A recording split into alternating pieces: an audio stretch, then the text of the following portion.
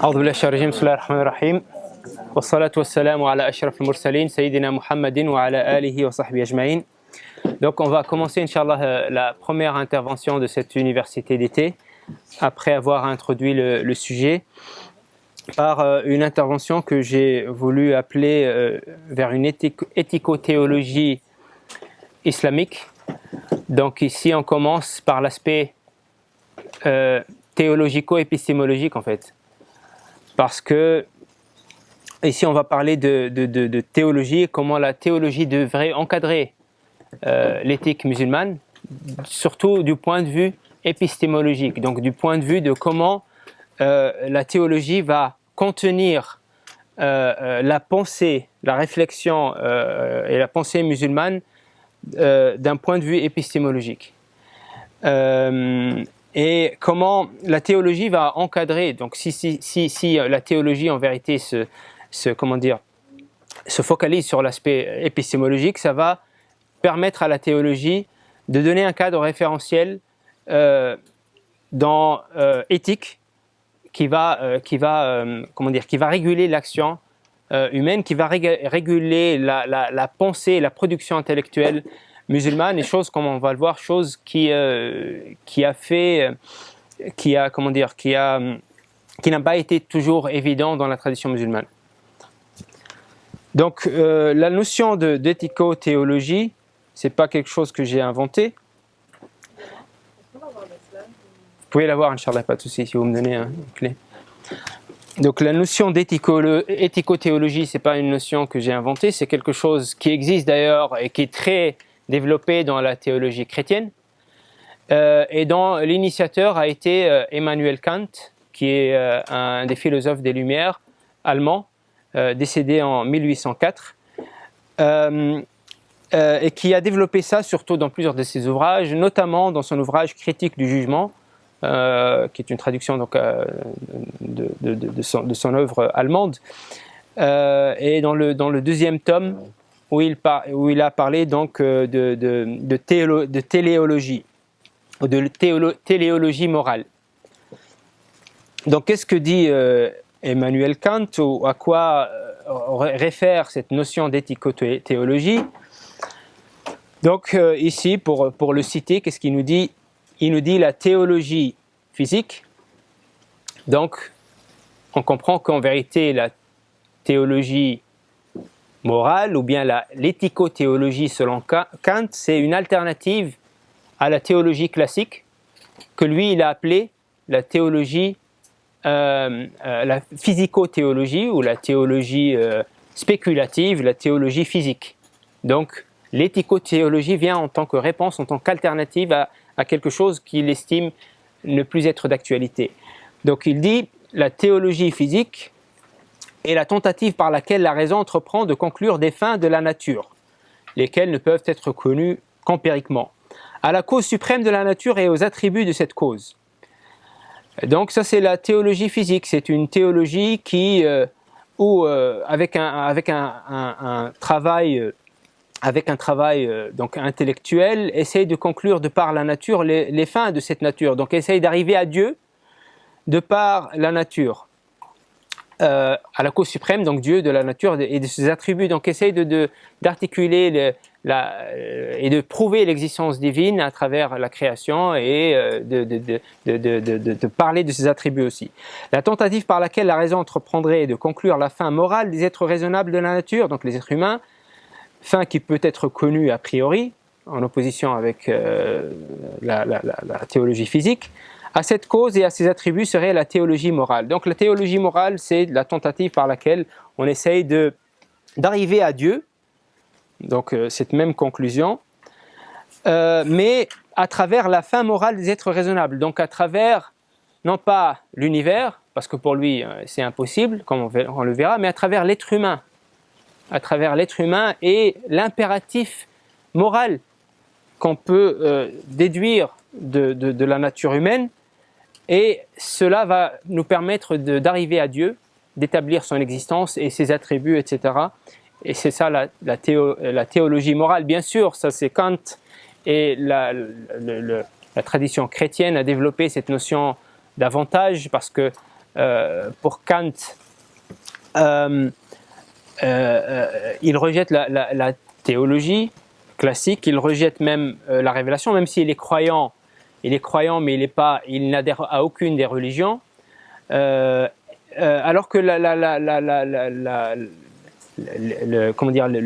tradition chrétienne a repris ça, mais d'une autre manière, pour en fait parler de théologie éthique, théologie pratique, en opposition, en contraste avec une théologie qui essaye seulement de démontrer la foi et de prouver sa validité, mais ce serait une théologie qui va aussi articuler en fait le comportement, ou bien parler de comportement, parler d'éthique, et essayer d'articuler cela en termes d'éthique. Mais en vérité, chez Kant, c'était plus ou moins différent, comme on le verra. Donc, l'éthicothéologie en tant qu'alternative à la psychothéologie chez Emmanuel Kant, pardon, je suis en train de retourner. Donc, premièrement, la théologie physique ou la théologie spéculative. Kant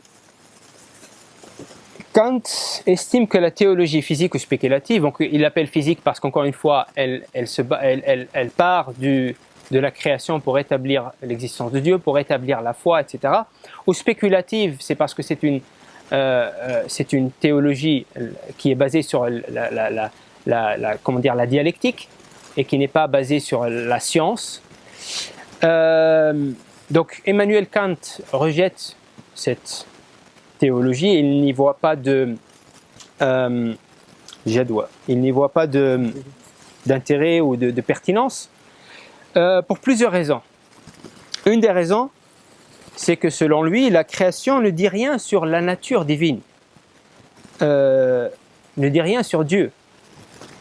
Et la création, parce que pour que la création puisse dire quelque chose de Dieu, elle doit nous démontrer la finalité ultime de la création. Alors que quand on étudie la création, donc selon Kant, on ne peut pas en déduire la finalité ultime. On ne peut pas déduire pourquoi Dieu a créé les éléments de la création et la finalité supérieure de cette création. On peut déduire des finalités intermédiaires, des finalités intermédiaires. On peut dire que voilà, l'arbre il est là pour telle raison, pour l'oxygène, etc., la photosynthèse, etc. Mais c'est des finalités intermédiaires. Ça n'exprime pas une finalité supérieure. C'est la première des raisons. Une autre raison, c'est ce qu'on avait évoqué tout à l'heure, c'est en arabe ça s'appelle shurur al-kawniyya. C'est le mal.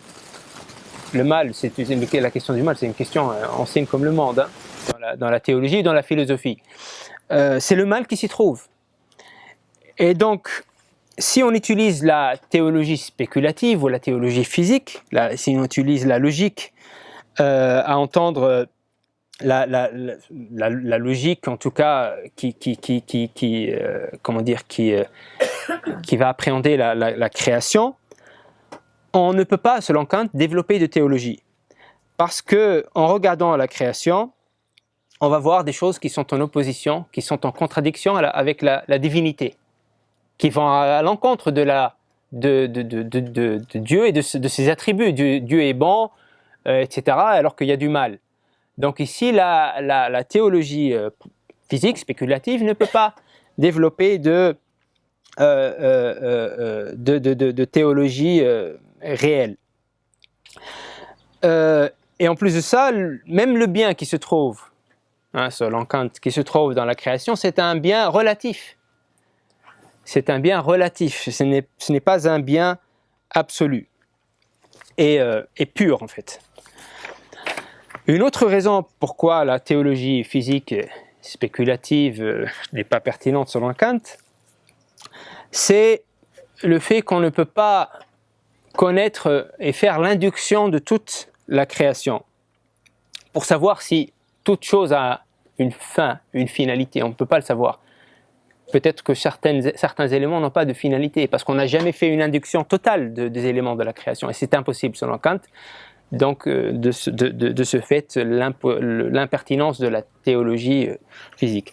Une autre raison, c'est que l'appréhension humaine de l'univers ne permet pas de connaître la réalité des choses.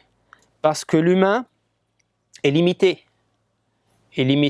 par des limites qui relèvent de la physique, qui relèvent de sa capacité intellectuelle.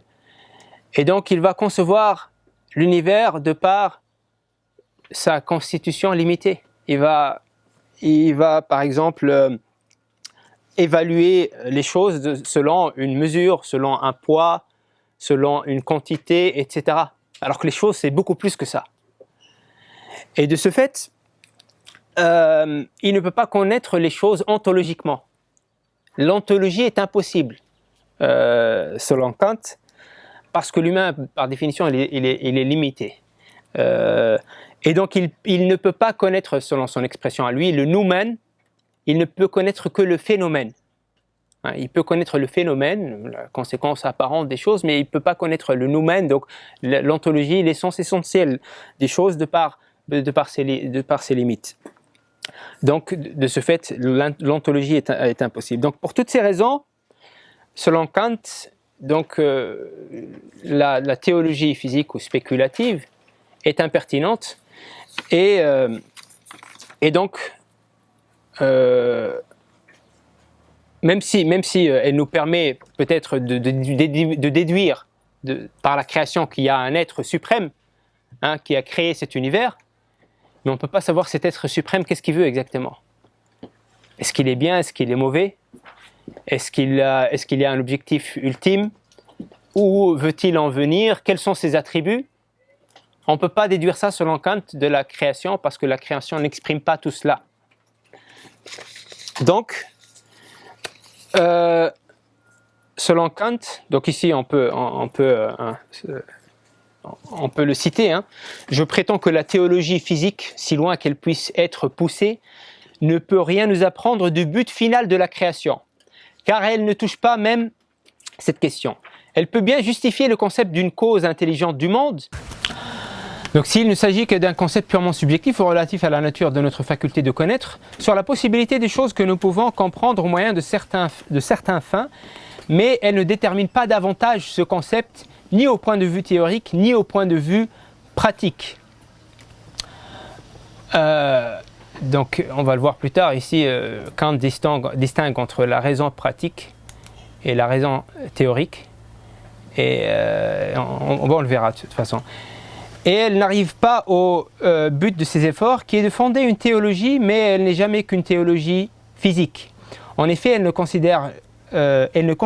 doit considérer la relation des fins que comme conditionnelle ou dépendante de la nature, et par conséquent, il ne peut pas être question de la fin pour laquelle la nature même existe et dont le principe doit être cherché en dehors de la nature. Et pourtant, c'est sur l'idée déterminée de cette fin que repose le concept déterminé de la cause suprême et intelligente du monde, et par conséquent la possibilité d'une théologie. Donc, le seul moyen de développer une théologie, c'est à partir de la finalité ultime des choses. Parce que si on ne connaît pas la finalité ultime des choses, on ne connaît pas Dieu.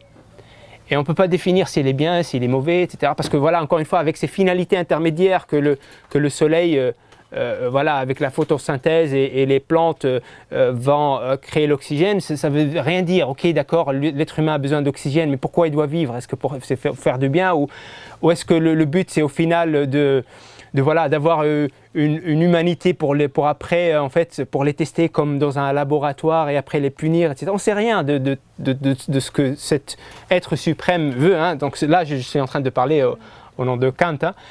Et donc, le but suprême des choses, c'est ça qui va définir une théologie. Et alors que ce but suprême, en fait, on ne peut pas le retrouver dans la création. Donc la théologie physique, elle n'est pas pertinente pour développer une théologie. Et voilà, donc ça c'est la critique essentielle de la théologie, de la théologie classique, de la théologie physique ou spéculative selon Kant. Maintenant, l'éthicothéologie en tant qu'alternative à la psychothéologie chez Kant, pardon, à la physiothéologie c'est chez Kant, donc la théologie physique spéculatif, on l'a vu ça, les limites de la physiothéologie selon Kant, on l'a vu. Donc la théologie morale ou pratique, c'est quoi? On l'a vu tout à l'heure, c'est le fait de conclure l'existence de Dieu et ses attributs, non pas à partir de la création, mais à partir de l'être humain lui-même. Parce que dans l'être humain lui-même, il y a quelque chose qui exprime une volonté éthique. Il y a ce qu'il appelle un impératif éthique. L'humain, de par sa nature, il est poussé vers le bien, vers l'éthique. Et ça démontre quoi? Ça démontre que la finalité suprême de toute chose, c'est le comportement éthique de l'humain. Toute la création renvoie vers l'être humain. Et donc ici, on peut imbriquer, on peut classer toutes ces finalités intermédiaires et on peut les lier à une finalité ultime qui est le comportement éthique de l'être humain. Et ici, on peut prétendre à une vraie théologie selon Emmanuel Kant. Parce que la seule chose qui décrit Dieu selon Kant vraiment et qui est à même à décrire ce qu'il est et ce qu'il veut et décrire ses attributs, c'est l'être humain. Et c'est sa fitra qui montre qu'effectivement Dieu veut le bien et que Dieu est le bon et le sage, etc. Donc les attributs divins, c'est des attributs, éthiques. Donc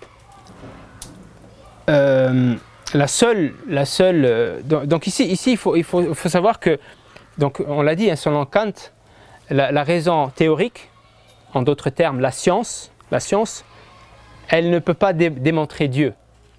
La science, elle ne dit rien. Donc la science, en vérité, selon Kant, c'est quelque chose qui est de l'ordre de l'agnostique. La science ne montre pas que Dieu existe ou ne définit pas ce que Dieu est essentiellement, ni elle l'infirme cela.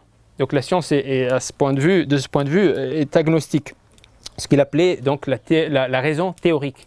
Mais ici, la manière avec laquelle Kant va démontrer Dieu et ses attributs, c'est à travers ce qu'il appelle la raison pratique.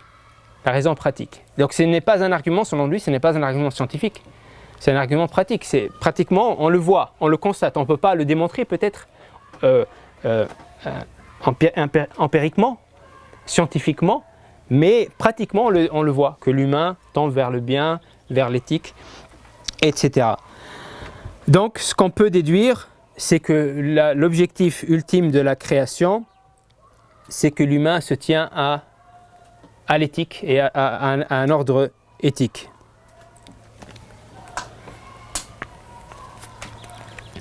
Donc ici, je peux le citer encore une fois, en plaçant dans l'homme considéré seulement comme être moral, donc c'est le seul être moral selon Kant, le but de la création, nous avons d'abord une raison, ou du moins la principale condition, pour être autorisé à regarder le monde comme un ensemble de fins. Donc ici, l'humain nous permet de trouver cette cohérence dans la création, dans le monde.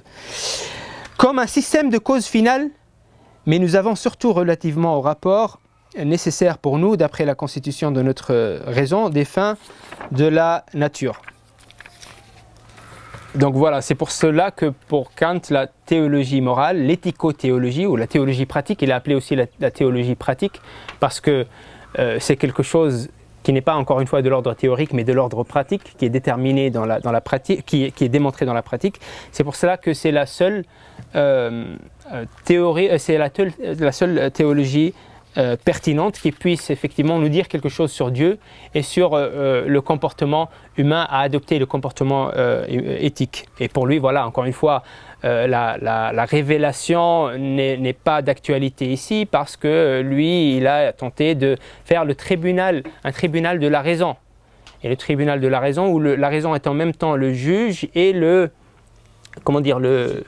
juge et partie. Et la théologie ici, la révélation n'a pas sa place, parce que ce n'est pas encore une fois quelque chose qui puisse démontrer Dieu de manière rationnelle, etc. Donc ici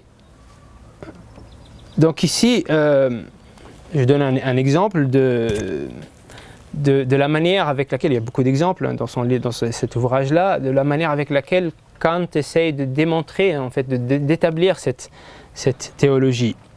Ici, c'est la preuve que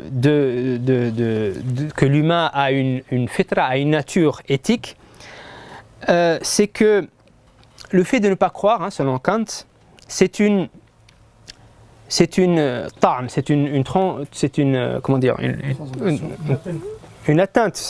atteinte à la valeur éthique de l'être humain. C'est-à-dire comment l'être humain peut-il être, comme on le voit, comme on le constate, poussé au bien, à l'éthique, et détester le mal, et essayer donc de par sa nature de l'éviter, sans que cela n'ait de fruits concrets dans ce bas monde et dans l'au-delà. Donc ça, c'est une preuve qui relève de la théologie, l'éthico-théologie selon Kant, qui nous montre l'impératif de la foi, l'impératif de Dieu. C'est-à-dire que dans l'être humain, il y a une aspiration vers le bien. Et il y a un rejet du mal naturel. Maintenant, dans l'être humain, toutes ces aspirations, elles sont assouvies dans le concret. On aspire à manger, à se nourrir, à boire, et dans le concret, on trouve une réponse à cette aspiration dans ce qui nous entoure. Il y a de la nourriture, il y a de la boisson. Et ça en va de même pour toutes les aspirations biologiques et naturelles de l'être humain. Il y a quelque chose dans le concret qui vient répondre à cette aspiration. Or, l'humain, dans sa nature, il aspire aussi au bien, il aspire aussi à l'éthique, et il déteste le mal. Et donc c'est impossible que l'humain soit constitué ainsi, en vain, sans qu'il y ait quelque chose de concret qui vient répondre à cela. Il y a un fruit concret dans le réel, dans ce bas monde, ou dans l'au-delà, qui vient répondre à cette aspiration éthique. Et donc ici, cette argumentation est présentée par Kant en tant que, je vous le donne en tant qu'illustration de cette éthico-théologie en fait. Et après, à partir de cela, va se découler bien sûr toute une théologie qui relève du comportement humain, de l'éthique, etc.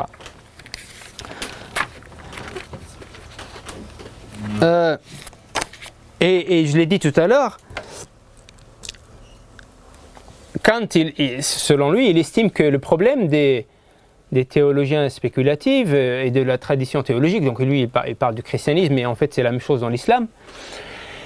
Le problème de cette théologie physique ou spéculative, c'est que ces théologiens, en essayant de contempler le monde et de dégager une théologie à partir de ce paradigme-là, de la théologie spéculative au physique, ils ont fini par rejeter toute éthique dans la création.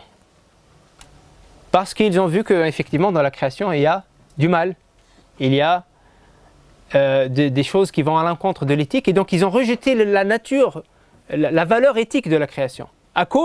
Donc lui, il pointe du doigt la théologie physique, et c'est pour cela qu'il dit qu'il est impératif de la substituer par une éthico-théologique.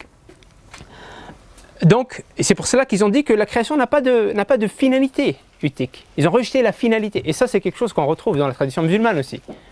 Chez certains courants où on rejette al-ghaya, al-gharad, al-hikmah de la création. Il n'y a pas de hikmah, il n'y a pas de sagesse dans la création.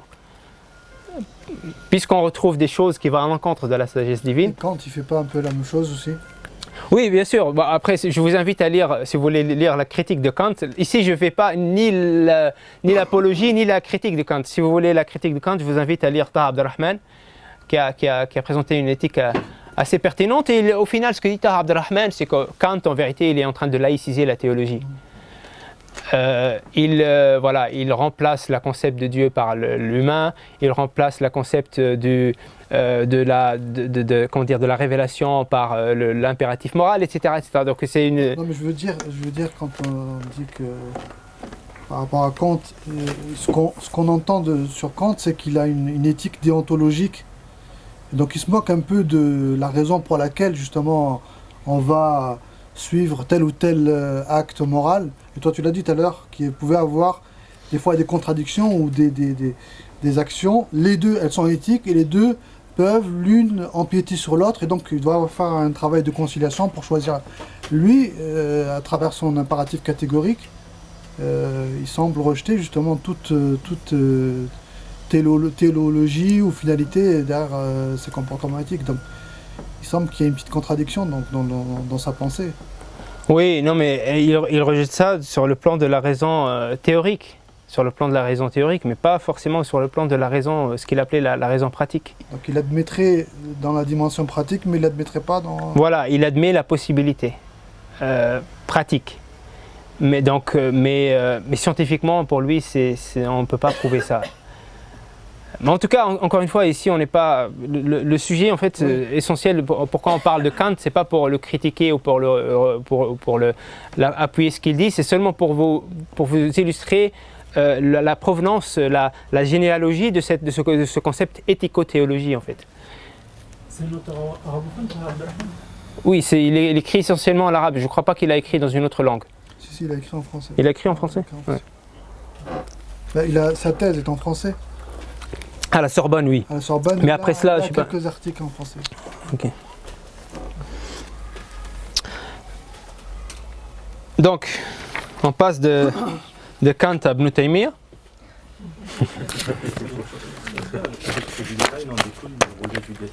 Comment?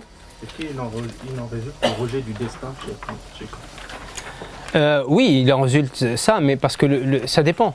Ça dépend. Est-ce que le destin, c'est quelque chose qu'on peut déterminer de par l'éthico-théologie ou non? Parce que, encore une fois, lui, il rejette complètement la révélation et la théologie qui a été développée à partir de la révélation. Mais bon, il se focalise pas trop sur ça parce que c'est l'essentiel de la théologie classique, que ce soit chrétienne ou même musulmane. Ce n'est pas une théologie qui est forcément axée autour de la révélation, mais c'est une théologie spéculative et physique.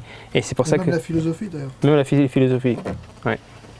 Excusez-moi, la téléologie, c'est le principe anthropique et le argument design, c'est ça? Voilà, c'est ça, c'est ça.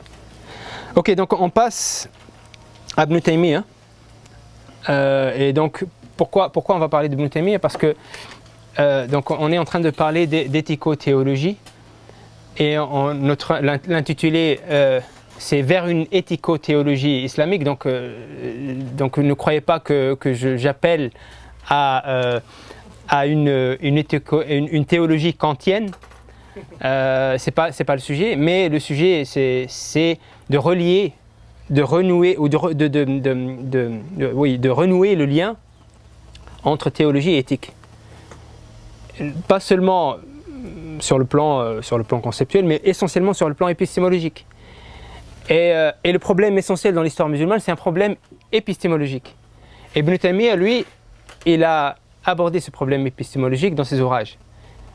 Et donc je vais vous illustrer ce problème-là à travers ce qu'a dit Ibn Taymiyyah. Donc on n'a pas le temps de faire un résumé ou un exposé historique de la théologie musulmane, mais à travers ce que dit Ibn Taymiyyah, je vais essayer de vous illustrer ce problème théologique qui s'est installé dans la tradition musulmane. Donc Ibn Taymiyyah, bien sûr, je considère personnellement que c'est quelqu'un qui a fait une révolution épistémologique en fait, et qui a souvent mal été compris parce que son œuvre n'a pas été continuée. Et cette révolution épistémologique n'a pas été forcément continuée après lui. Et ceux qui se sont réclamés de Ibn Taymiyyah après lui, souvent ont mal compris son œuvre ou ont compris son œuvre partiellement ou avec un regard idéologique pour contrer certains courants, etc. Mais si on étudie bien Ibn Taymiyyah, on voit bien que son œuvre, c'est une revue épistémologique de la tradition musulmane en fait. Il a pris la tradition musulmane en revue du point de vue épistémologique. Et il a essayé d'évaluer épistémologiquement la tradition musulmane et de relever les problématiques qui se sont installé dans la tradition musulmane, et surtout la tradition, donc sur le plan de la théologie, l'épistémologie théologique, mais aussi sur le plan de la méthodologie, de usul fiqh, etc. Et notamment dans ses œuvres, comme vous le voyez, Dar Ta'arud al-Aql wal-Naql, une dizaine de volumes, où il parle de la question épistémologique. Il commence avec un paragraphe de Fakhr ad-Din al-Razi, mort en 606, qui est un savant ash'arite connu. Et dans son ouvrage, si mes souvenirs sont bons, l'ouvrage de Fakhr al-Razi, qui est Asas al-Taqdis, non? Asas al-Taqdis, il me semble, je ne sais plus. En tout cas, Fakhr al-Razi, que ce soit le Fakhr al-Razi ou le Ghazali ou Ibn al-Arabi, et beaucoup d'autres ont écrit des ouvrages épistémologiques en fait, pour montrer en fait comment appréhender le Coran et la révélation. Donc c'est des ouvrages épistémologiques par essence. Et lui, dans cet ouvrage Dar Ta'arud al-Aql wal-Naql, il commence par un paragraphe où Razi estime que, donc c'est une question épistémologique, estime que si à un moment donné la révélation rentre en contradiction avec la raison, eh bien c'est la priorité doit être donnée à la raison au-dessus de la révélation. Maintenant, bien sûr, quand Razi parle de raison, il parle de quoi exactement? Il parle de quoi? Il parle d'une épistémologie en fait. La raison, selon Razi, selon le Ghazali aussi, c'est une certaine épistémologie qu'ils ont développée, que ce soit influencé par la logique aristotélicienne ou la tradition hellénique ou stoïque, mais c'est une épistémologie qu'ils établissent et à partir de laquelle ils vont appréhender les textes. Donc ça c'est le Dar Ta'arud al-Aql wal-Naql بين تلبيس الجهمية في تأسيس بدعهم الكلامية.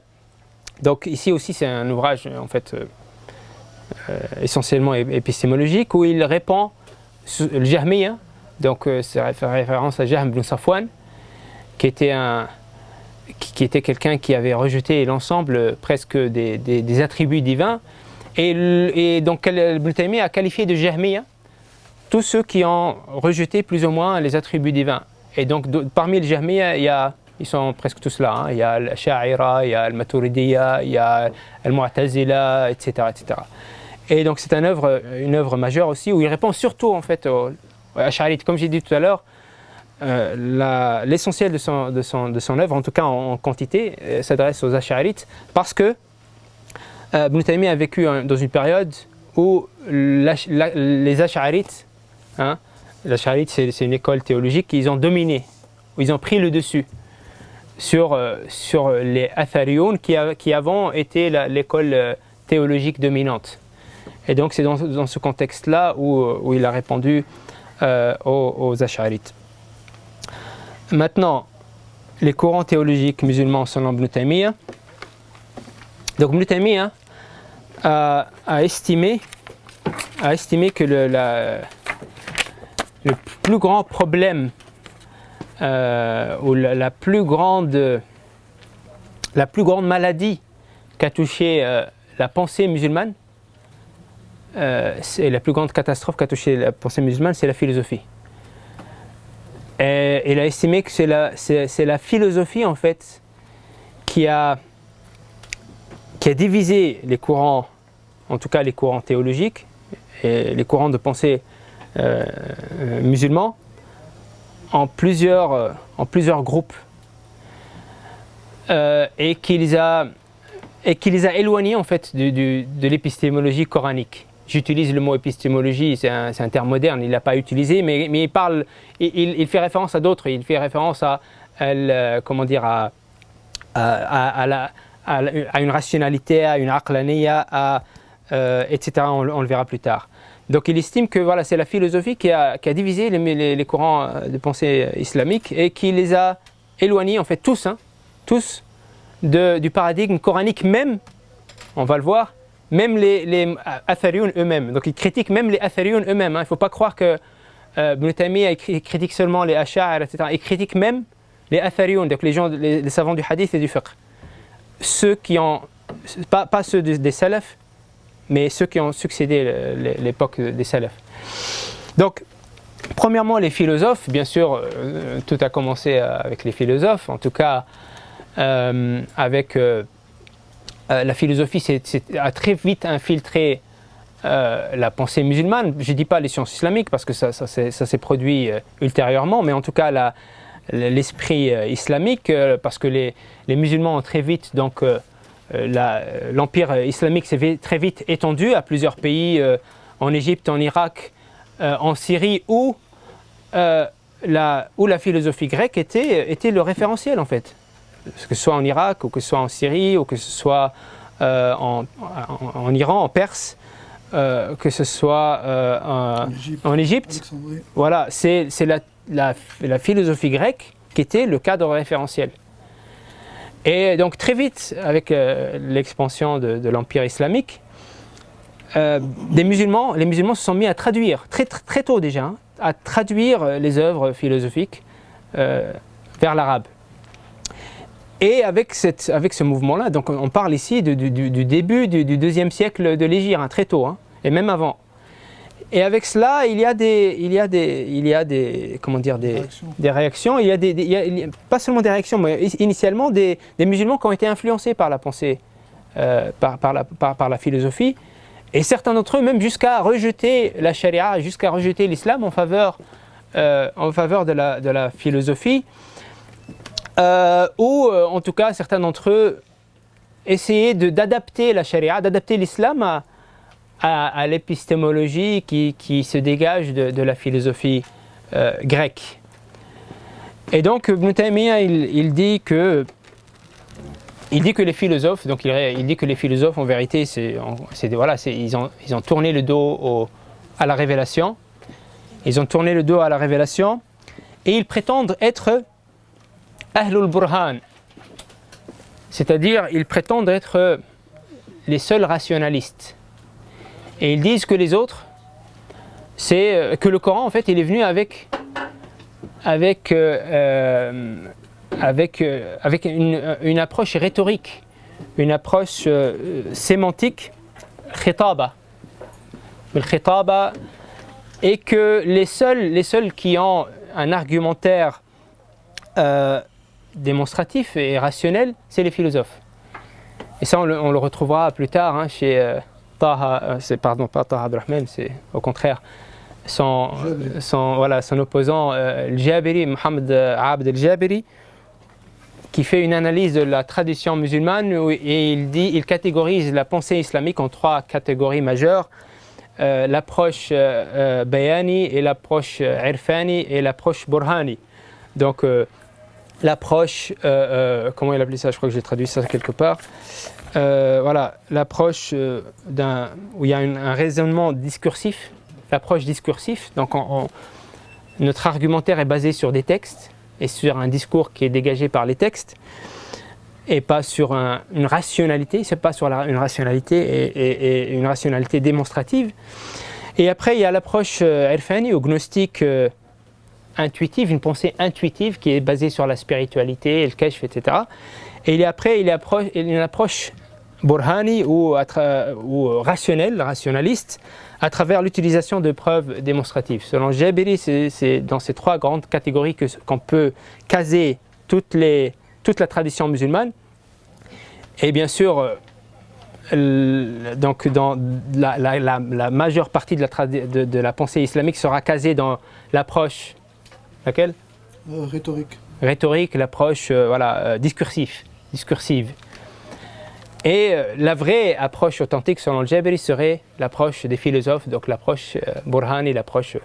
Bon, c'est très réducteur, hein, mais voilà, ces débats-là. Comment? C'est très réducteur. Mais en fait, cette catégorisation-là, ce clivage-là, il était déjà là. Parce que les philosophes estimaient que les autres n'avaient pas d'argumentaire, rationnel, n'avaient pas développé ou n'avaient pas d'épistémologie en fait, proprement dit, et que eux c'est les seuls qui ont le burhan. Et d'ailleurs dans la même poésie que j'ai citée tout à l'heure, le même poète il dit قل للطبيب الفيلسوف بزعمه إن الطبيعة ilmuha burhani, dit aux médecins philosophes qui prétend que la nature, les sciences naturelles sont des sciences d'ordre rationnel et démonstratif. Dis-lui, après il commence à citer dis-lui ci, dis-lui ça, etc. Donc vous voyez le clivage qui est déjà là, c'est un auteur, il me semble, du 4e ou 5e siècle. Donc le clivage était là entre ceux qui prétendaient avoir le burhan, avoir une rationalité, alors que le Coran ne vient pas avec un système rationnel qui nous permet de développer, avec une épistémologie qui nous permet de développer une science, d'appréhender le monde et de développer un savoir, mais c'est seulement des textes avec des akhbar, avec des informations qui ne nous permettent pas d'aller plus loin que ce qui est mentionné. Donc ça, c'est les philosophes qui disent ça aux autres et qui prétendent qu'eux, c'est les seuls. Et donc c'est ici les propos d'Ibn Taymiyyah qui leur répond. Donc ça, c'est les philosophes. Et après, il y a les mu'tazilites. Donc ici, on parle, c'est l'ordre chronologique. Hein. Il y avait d'abord les philosophes. Hein. Après sont venus les mu'tazilites. Et les mu'tazilites, eux, ils sont venus. Vous avez des noms des philosophes dans la catégorie? Bien sûr, il y a beaucoup de noms. On peut mentionner Ibn Sina, Ibn Rushd, bien sûr, plus tard. Ibn Tufayl, Al-Kindi, Al-Farabi, etc., etc. Donc c'est une épistémologie ou c'est une approche, ou bien c'est une épistémologie qui n'est pas coranique en fait, qui vient pas de la révélation, qui vient de la tradition grecque. Et le Coran doit s'adapter à cette épistémologie-là. Donc le Coran devient, comme dit Ibn Taymiyyah, c'est une des reproches qu'il leur fait, mahkoumun alayhi. C'est-à-dire le Coran devient quelque chose qui... On projette... Voilà, il n'est plus hakim, il n'est plus, comment dire, il est soumis. Voilà, subordonné à une épistémologie qui n'est pas musulmane. Et ça, c'est les philosophes. Après, il y a les mu'tazilites. Et qu'est-ce qu'il dit Ibn Taymiyyah sur eux? Il dit, eh bien, ils sont venus en réaction aux philosophes. Ils sont venus en réaction aux philosophes. Et lorsqu'ils ont vu que les philosophes, voilà, ils s'étaient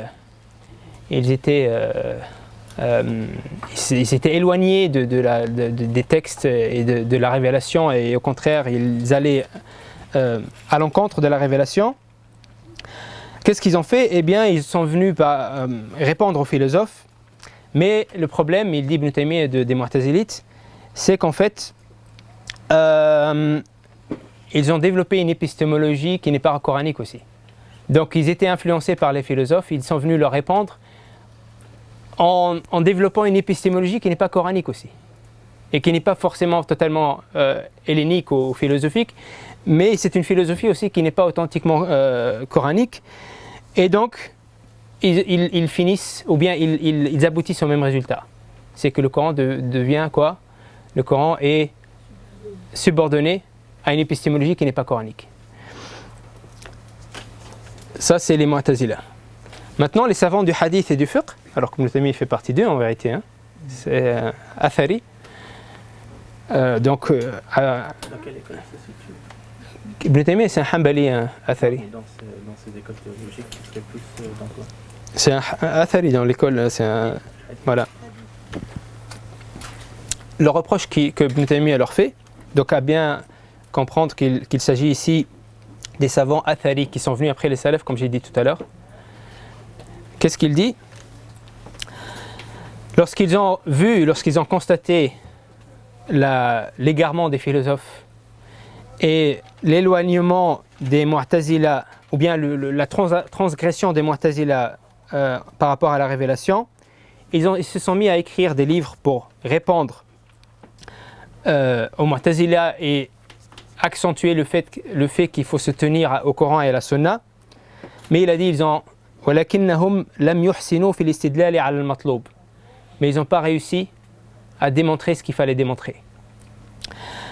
Et je le cite, il dit فَإِنَّهُمْ يَسْتَدَلُّونَ بِالْقُرْآنِ مِنْ جِهَةِ إِخْبَارِهِ لَا مِنْ جِهَةِ دَلَالَتِهِ. Donc en gros, qu'est-ce qu'il nous dit?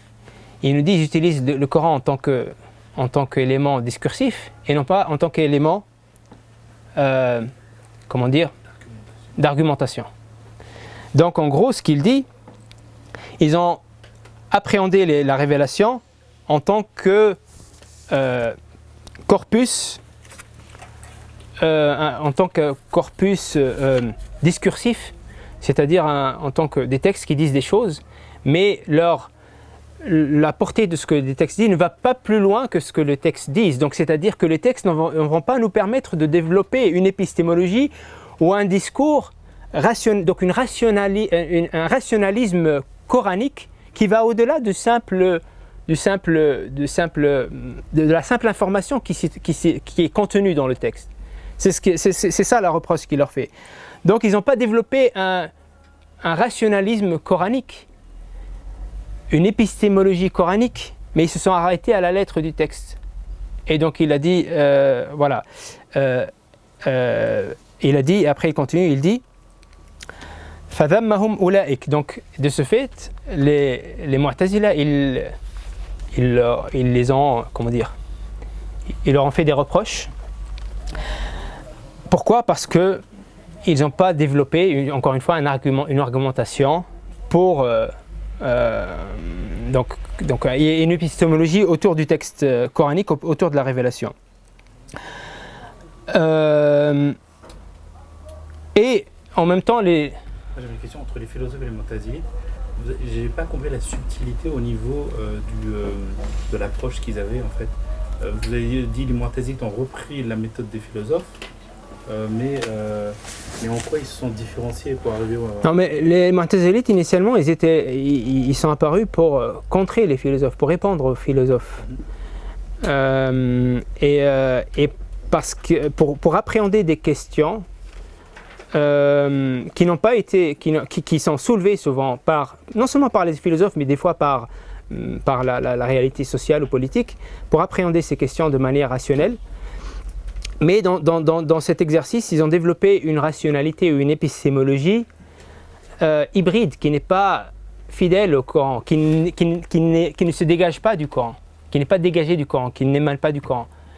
Mais c'est un système épistémologique ou un système de raisonnement qui n'est pas coranique, à proprement dire.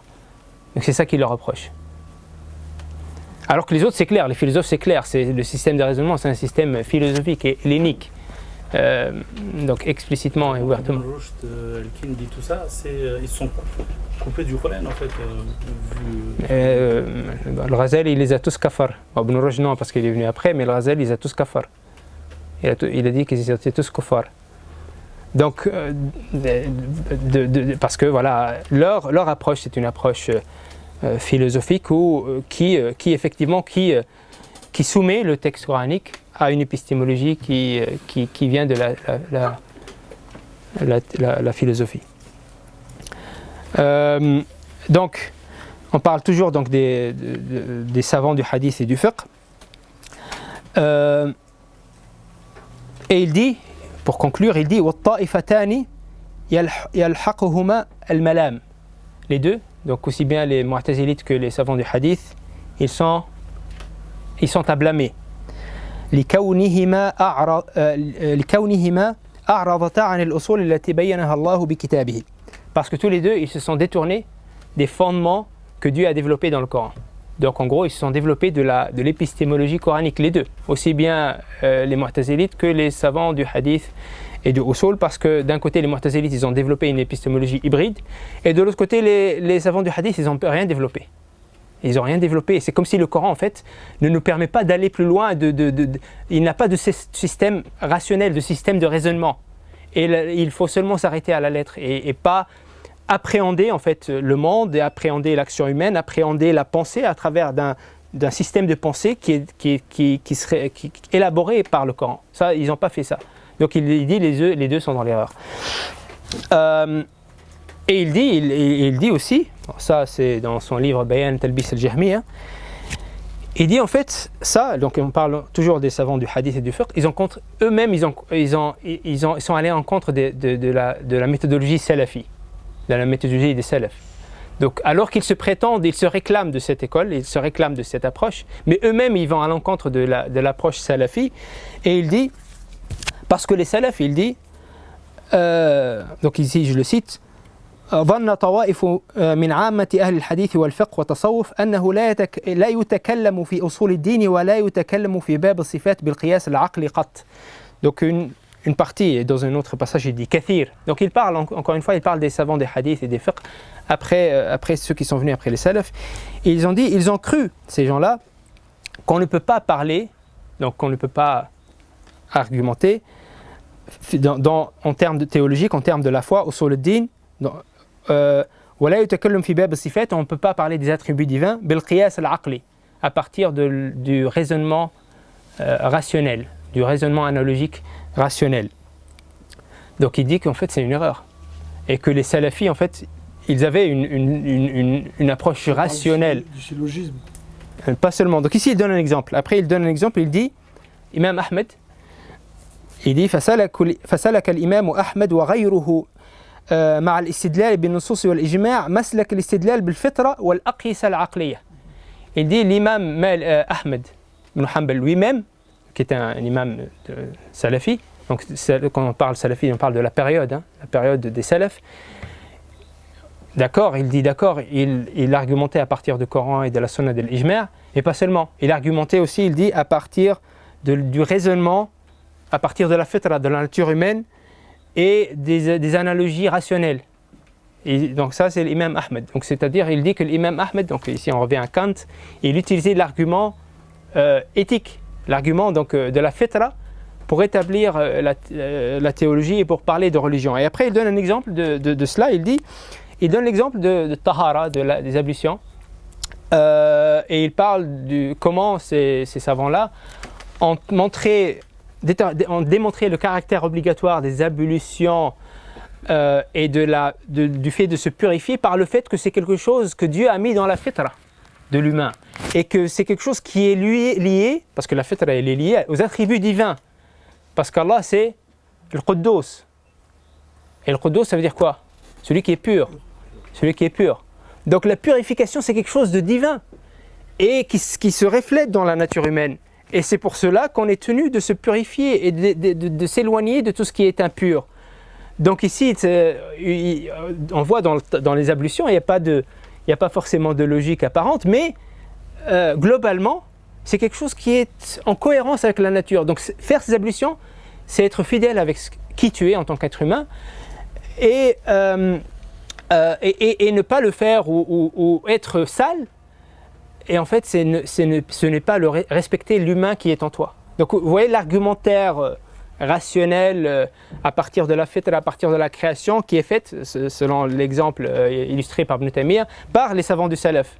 Et lui, il reproche à ceux qui sont venus après, même les savants du hadith, qu'en vérité, ils ont abstrait les textes coraniques et de toute argumentation au-delà de ce qui est contenu dans le texte lui-même. Est-ce qu'on peut parler de manque de tadabbur? Ça n'a rien à voir. Non, c'est pas forcément manque de tadabbur, c'est une question qui est d'ordre épistémologique. Parce que ces savants-là ont cru, c'est ce qu'il dit Ibn Taymiyyah en tout cas, ont cru que les salafs, les savants des prédécesseurs, ont blâmé le kalam dans l'absolu. C'est-à-dire ont rejeté le kalam qui est la théologie spéculative, donc le rationalisme qui peut s'installer autour du texte coranique et même des attributs divins. Ces savants-là ont cru que les salafs l'ont rejeté en bloc, alors que les salafs, ce qu'ils ont rejeté, c'est pas ça, c'est le kalam al-fasid, c'est le kalam basé sur une épistémologie qui n'est pas une épistémologie coranique. Et donc eux, par réaction à cela, ils ont refusé de rentrer dans le kalam, ils ont refusé de rentrer dans l'argumentation rationaliste. Donc c'est plutôt une réaction qu'un manque, je dirais qu'un manque de tadabbur. Après, les théologiens spéculatifs, donc encore une fois, on est là, on parle d'un ordre chronologique historiquement, parce qu'après donc il y a eu les philosophes. Dans la Aqida, faisait partie d'aucune de ces écoles. Qui? Dans la Aqida, faisait partie d'aucune de ces. Ils se réclamaient des salafs. Donc ici, les salafs sont pas illustrés ici dans cette. Mais ils parlent des courants théologiques qui se sont développés au fil de l'histoire. Donc il y a eu les philosophes.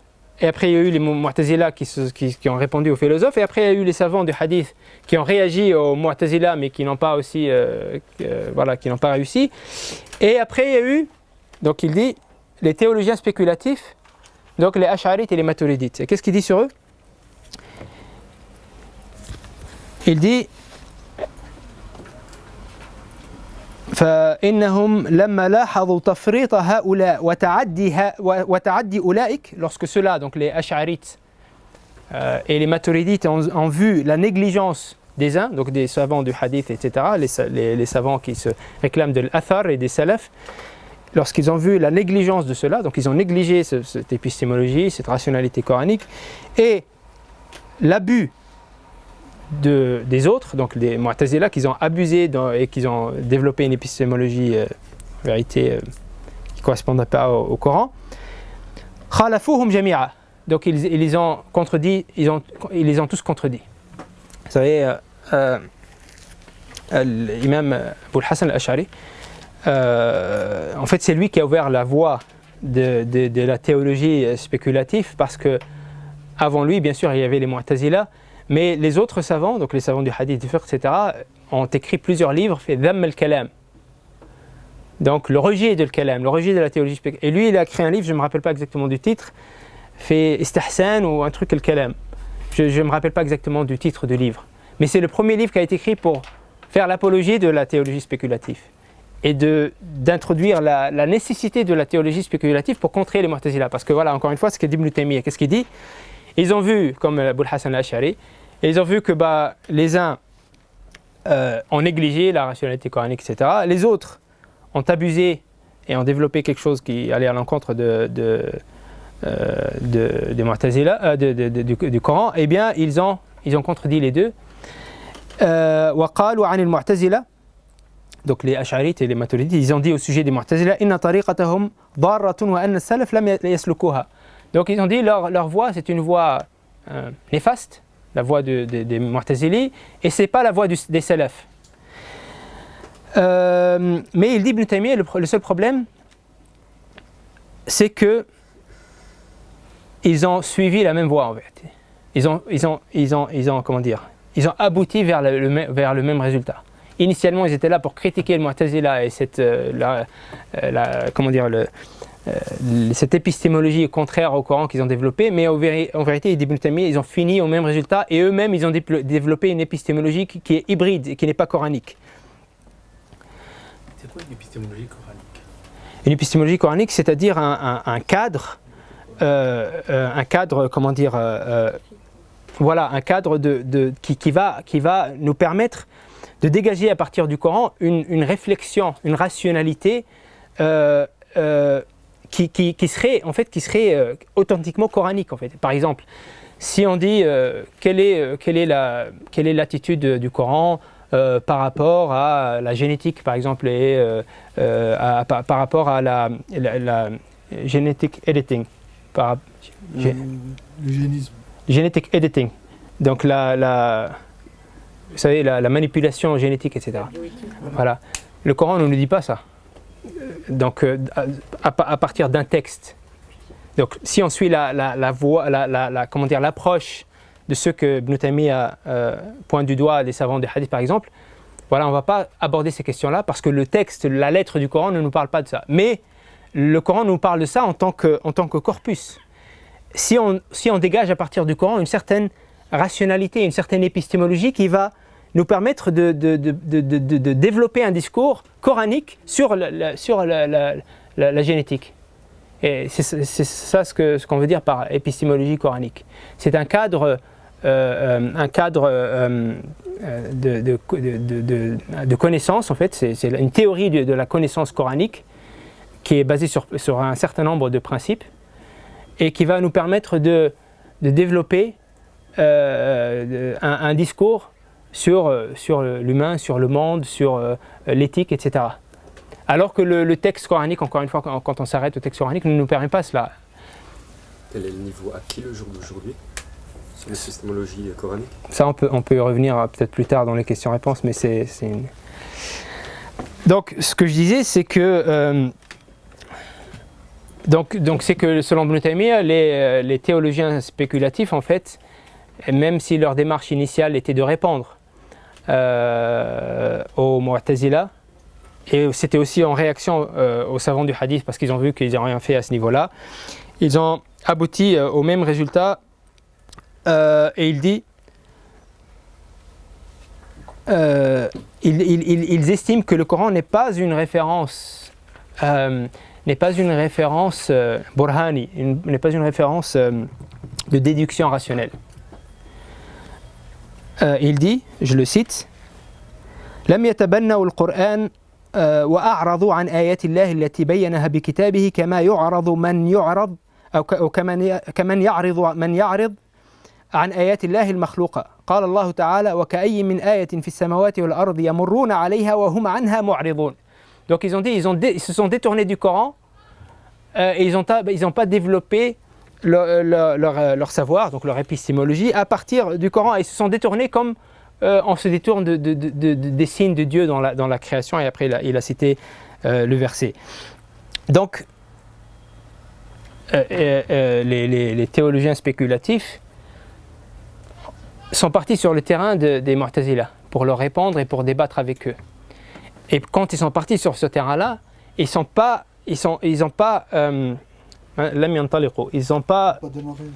démarré du Coran. Ils ont démarré des problématiques qui ont été soulevées par les Mu'tazila et les philosophes. Et donc ils n'ont pas développé d'épistémologie coranique, mais encore une fois, leur épistémologie, c'était une épistémologie hybride.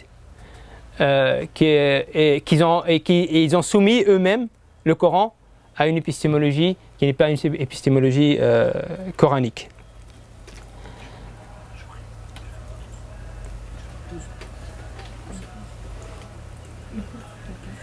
Une pause. Vous voulez une pause? Donc, il peut continuer comme ça jusqu'à ce soir. Hein. Ok, donc on n'est pas encore en fait rentré dans le vif du sujet, hein. Parce que le vif du sujet, voilà, c'est ça, c'est l'éthico-théologie coranique. Donc voilà. Bref, on va. Finis ça et justement on finit ce point. Voilà, on finit avec Ibn Taymiyyah. Mais la maslaha, comment on la définit? Donc,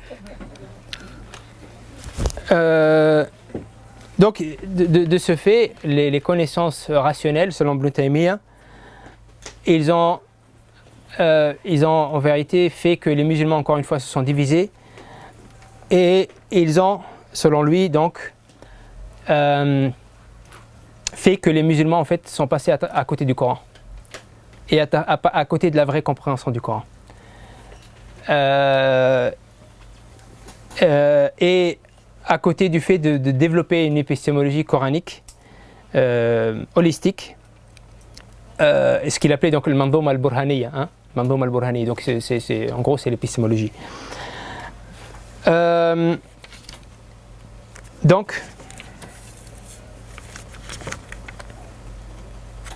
ils n'ont pas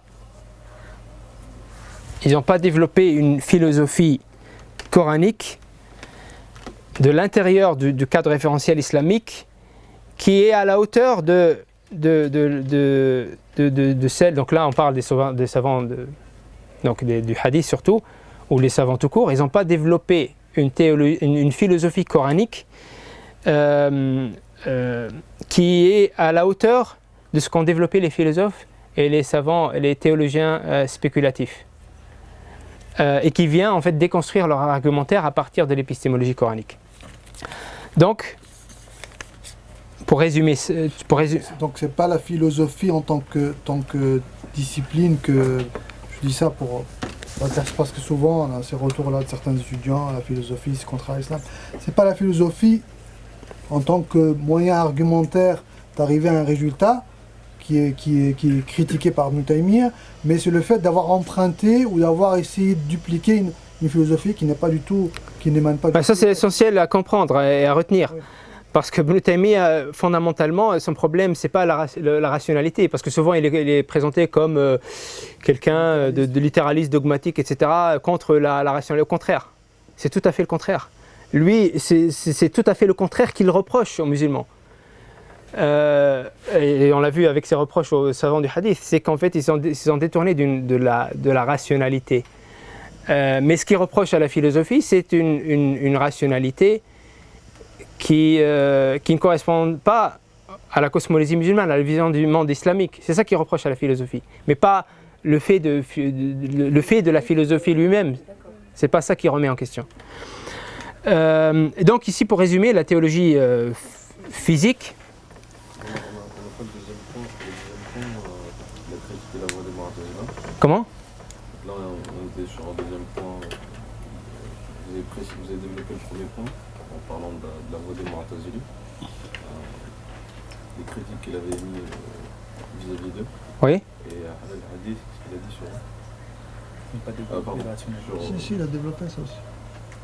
Les Atariens, en fait. La critique faite aux savants du hadith et du fiqh.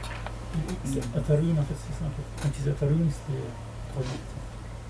Donc vite fait, pour que je vous laisse aller en pause, pour résumer donc on a dans la tradition musulmane, encore une fois, la théologie spéculative ou physique, donc ilm al-kalam.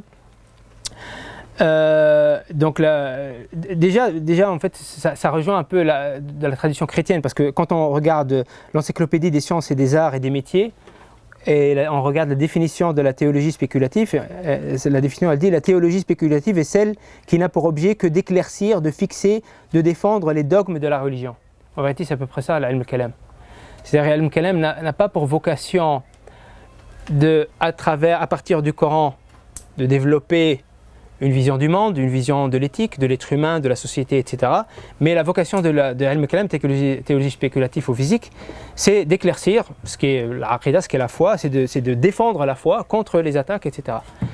Et donc on a cette approche-là. D'ailleurs, même il y a l'ilm al-kalam al-jadid, donc une nouvelle théologie spéculative qui foisonne un peu partout et qui reprend un peu le même modèle. C'est-à-dire qu'on a aujourd'hui de nouvelles découvertes scientifiques, cosmologiques, qui viennent contredire d'anciens résultats admis par les théologiens. Et donc on nous dit, alors maintenant il faut réfléchir de nouveau et répondre à ces résultats scientifiques. Oui, tout à fait. Ça reprend un peu la même voie, quoi. Tout à fait. Et donc ici, et ça, ce qu'on dit là, c'est les théologiens spéculatifs eux-mêmes qui le reconnaissent. Hein. Eux-mêmes, ils reconnaissent que l'ilm al-kalam, en vérité, c'est pas une science qui a pour vocation de développer un savoir, mais c'est une science seulement pour répandre. D'ailleurs, le Ghazali, il a appelé son livre Al-Jam al-Awam an ilm al-kalam. C'est-à-dire quoi? Ça veut dire que l'ilm al-kalam, le livre, il veut dire littéralement le fait de museler l'awam, donc les gens qui ne sont pas des savants, de ilm al-kalam, c'est-à-dire qu'ils n'ont pas le droit de rentrer dans ilm al-kalam ou de l'appréhender, de le lire, etc. Pourquoi? Parce que ilm al-kalam, il a pour vocation de répondre aux adversaires. Il n'a pas pour vocation d'éduquer les masses musulmanes à une vision du monde, à un comportement, à une éthique, etc. Et d'ailleurs, le Ghazali, dans son autre livre sur le Coran, comment il s'appelle, Jawahir al-Qur'an, il dit lui-même que donc il catégorise les sciences, c'est une catégorisation des sciences islamiques. Il dit lui-même qu'il n'a rien écrit sur la aqida. Il a écrit sur ilm al-kalam, mais il n'a pas écrit un ouvrage indépendant sur la aqida. Donc ça c'est la théologie spéculative dans la tradition musulmane. En résumé, la théologie scripturaire, on l'a vu aussi, par l'exemple des savants du hadith, qui est resté une théologie très limitée et qui ne dépasse pas la lettre du texte pour développer une rationalité coranique. Et la conciliation épistémologique entre théologie scripturaire et physique et éthique dans la théologie d'Ibn Taymiyyah. Donc, bon, on va prendre une pause, on ne va pas vous charger avec ce fardeau-là. Mais juste en bref, c'est que Ibn Taymiyyah, en fait, il a essayé d'ouvrir une voie alternative. Où il y a une conciliation, on voit chez lui une conciliation entre l'univers et entre la révélation et entre la fitra. Et d'ailleurs, il met l'univers et la fitra avant la révélation. Et il dit, il dit que la révélation est venue pour compléter ce qui est déjà là. Et donc il n'y a pas cette dichotomie chez Ibn Taymiyyah. Et il règle tout un nombre de dichotomies qui sont posées par la théologie classique de manière épistémologique. Et donc il y a cette conciliation entre théologie éthique, ou ce qu'on a appelé éthicologie, éthico-théologie, et théologie scripturaire et physique chez Ibn Taymiyyah, bien sûr en contraste avec Emmanuel Kant, qui pour lui, voilà, les autres théologies n'ont pas lieu d'être. alors que chez Ibn Taymiyyah, il y a cette complémentarité, wallahu a'lam wa ahkam.